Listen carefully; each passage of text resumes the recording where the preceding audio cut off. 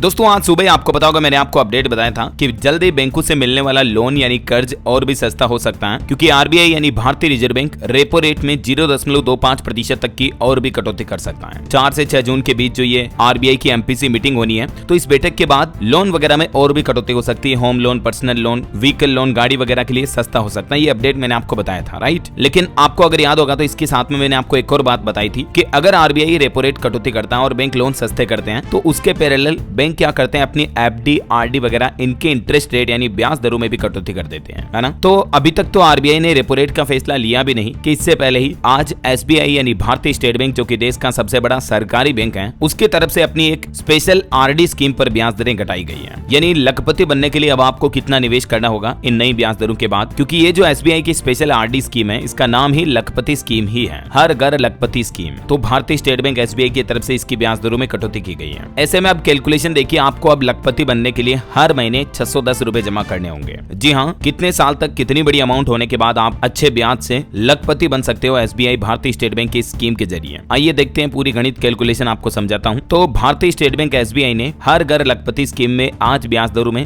0.20% तक की कटौती की है, ठीक है। तो इस कटौती के बाद अब इस योजना में सामान्य नागरिकों को अधिकतम 6.65%, जबकि वरिष्ठ नागरिकों को यानी सीनियर सिटीजन को 7.05% सालाना ब्याज मिलेगा। तो जैसा कि आप समझ गए होंगे, हर घर लखपति योजना एक एफडी नहीं बल्कि आरडी स्कीम है। एफडी का मतलब तो होता है दोस्तों फिक्स डिपॉजिट, आरडी का मतलब होता है रिकरिंग डिपॉजिट। जैसा कि नाम से आप समझ पा रहे होंगे, फिक्स डिपॉजिट में आप अपना पैसा एक साथ बैंक में जमा कर देते हो, जैसे 5 लाख 2 लाख की एफडी कर रहे हो, जो भी है। लेकिन रिकरिंग डिपॉजिट का मतलब होता है आप किस्तों में बैंक में पैसा जमा करते हो, जैसे 1000 रुपए हर महीने आरडी कर दी, 2000, 5000, जितना भी आप अपने फाइनेंशियल्स को एडजस्ट करते हो उस हिसाब से, है ना। तो ऐसे में दोस्तों एसबीआई द्वारा अब इस आरडी स्कीम पर ब्याज दरों में कटौती के बाद गणित कैलकुलेशन समझिए, अगर आप 10 साल तक हर महीने केवल 610 रुपए भी जमा करते हो, तब भी आपका फंड 1 लाख रुपए का फंड तैयार हो जाएगा। समझ रहे हो, जैसा कि इस योजना का नाम ही है हर घर लखपति स्कीम। तो अगर आप लखपति यानी लाखों में फंड कलेक्ट करना चाहते हो, तो पहला आपका फर्स्ट 1 लाख कलेक्ट करने के लिए आपको हर महीने 610 रुपए जमा करने होंगे। ये देख सकते हैं आप इस टेबल में, 3 साल की आरडी करने पर सामान्य नागरिकों को इसमें 6.5% से भी ज्यादा ब्याज मिल रहा है, 6.55%, जबकि वरिष्ठ नागरिकों को 7.05% तक ब्याज मिलता है। हालांकि लॉन्ग टर्म में इंटरेस्ट रेट थोड़ी और कम हो जाती है, सामान्य नागरिकों के लिए 6.30% और वरिष्ठ नागरिकों के लिए 6.80% हो जाती है। अब आप समझिए, आरडी की ईएमआई यानी किस्त के जरिए आप पहला 1 लाख रुपए अगर 3 साल में जमा करना चाहते हो, तब आपको हर महीने 2510 रुपए जमा करने होंगे, ठीक है। अगर आप 5 साल की करवाते हो आरडी, तो हर महीने आपको 1420 रुपए मात्र जमा करने हैं और 5 साल बाद आपका फंड 1 लाख रुपए बन जाएगा। इसी तरह से और लॉन्ग टर्म वाले पीरियड में अगर आप जाते हो, 10 साल की अगर आप आरडी करवाते हो, तो हर महीने केवल 610 रुपए जमा करने हैं, जबकि ये भी वरिष्ठ नागरिकों के लिए केवल 600 रुपए ही है और आपका फंड 10 सालों में 1 लाख रुपए का फंड तैयार हो जाएगा। तो इस तरह से आप छोटी छोटी अमाउंट कलेक्ट करके अच्छा खासा बजट बना सकते हो। वो कहावत है ना कि बूंद बूंद से घड़ा भरता है, तो वैसे ही आरडी स्कीम चाहे आप जरूरी नहीं कि एसबीआई की लखपति स्कीम में लगाओ, कोई भी बैंक की किसी भी रेपुटेड बैंक में लगाना। हालांकि ये आपको बताना चाहूंगा, किसी भी आरडी स्कीम में पैसा लगाते हो ना, तो एक बार उसकी पूरी गणित कैलकुलेशन समझ लिया करो। चाहे कोई बैंक का एजेंट है या कोई भी किसी की भी जरिए आप आरडी स्कीम योजना में निवेश कर रहे हो, तो उनसे पूरा मैथ्स समझ लो एक बार। अच्छा, एलिजिबिलिटी क्राइटेरिया क्या है, कौन व्यक्ति इसमें निवेश कर सकता है? तो कोई भी भारतीय नागरिक हो, चाहे आपका अकेले या ज्वाइंट अकाउंट है एसबीआई में, तो भी आप इसमें इन्वेस्टमेंट कर सकते हो। माता पिता जो है वो अपने बच्चे के 10 साल से ज्यादा उम्र का होने पर अभिभावक के साथ खाता खोल करके बच्चे के नाम पर भी आरडी योजना शुरू कर सकते हैं, और 10 साल से कम उम्र के बच्चों के लिए भी माता पिता या कानूनी अभिभावक के साथ एक ज्वाइंट अकाउंट खोला जा सकता है। तो काफी फ्लेक्सिबल योजना है। अच्छा, आरडी से कमाए हुए ब्याज पर टैक्स का क्या कैलकुलेशन होता है, ये भी समझ लीजिए, क्योंकि ये भी बहुत इंपॉर्टेंट है। तो अगर आप रिकरिंग डिपॉजिट करवाते हो और उससे होने वाली ब्याज की आय 40,000 रुपए, जो कि सीनियर सिटीजन के मामलों में 50,000 रुपए तक है, तब तो आपको इस पर कोई टैक्स नहीं देना होगा। इससे ज्यादा आय होने पर 10% टीडीएस काटा जाता है। ऐसे में अगर आप टैक्स के दायरे में नहीं आ रहे, तो आपको फॉर्म 15H या 15G भरना होगा। अगर आपकी आरडी से सालाना ब्याज की इनकम 40,000 रुपए या 50,000 रुपए से ज्यादा है, लेकिन आपकी कुल सालाना आय जो है ना, उसमें ब्याज की आय भी मिलाकर अगर आप इनकम टैक्स स्लैब के क्राइटेरिया तक नहीं पहुंचते हो जिसमें आपको टैक्स भरना है, तो फिर बैंक आपसे टीडीएस भी नहीं काटता है आरडी एफडी के ब्याज का, ठीक है ना। तो ये कुछ सामान्य रूल्स हैं। आप इनकम टैक्स पोर्टल पर इन नियमों के बारे में और जानकारी चेक कर सकते हैं। बाकी बेसिक आईटीआर रूल्स के बारे में आपको बैंक का बंदा भी बता देगा, जिसके जरिए आप ये आरडी वगैरह स्कीम अकाउंट ओपन कर रहे हो, ठीक है ना। तो उम्मीद है दोस्तों एसबीआई न्यूज अपडेट आपको जरूर जानने मिला होगा। आप कौन से राज्य में रहते हैं मुझे नीचे कमेंट करके बताइए आपके राज्य और जिले का नाम, ताकि मैं आपके राज्य सरकार की स्कीमें योजनाओं की जानकारी भी आपके मोबाइल तक पहुंचा दूंगा। और बाकी इस वीडियो को लाइक और शेयर करना, डीएलएस न्यूज चैनल को सब्सक्राइब करके बेल आइकन जरूर दबा देना, रोजाना ऐसे इन्फॉर्मेटिव जानकारियां, महत्वपूर्ण समाचार देखते रहने के लिए। जय हिंद, जय भारत, वंदे मातरम।